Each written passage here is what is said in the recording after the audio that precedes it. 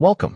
Let's explore the factory method, a creational design pattern that lets subclasses decide which object to create, like circles and triangles. Picture a geometry app. The client creates objects directly with new circle and new triangle. As a result, the client must know how every shape is built, making the code rigid and hard to maintain.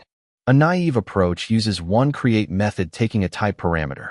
Inside, an if-else. If circle, build a circle, otherwise, build a triangle. The problem?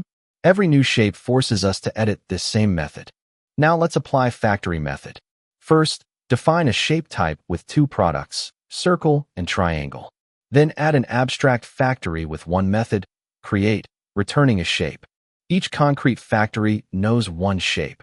Circle factory makes a circle, triangle factory makes a triangle. The client calls factory.create, not shape.create, to get a shape. Here is the factory method class diagram. Shape is an interface with a draw method. Circle and triangle implement it. Factory defines create, while circle factory and triangle factory each build one shape. Compare the two approaches.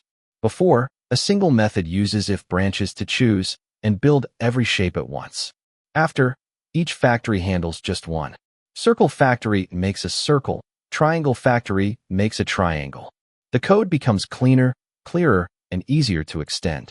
That's the factory method. Factory subclasses decide which object to create. No messy if-else. The client depends only on factory, and each factory builds one product. Factory calls create, returning a shape.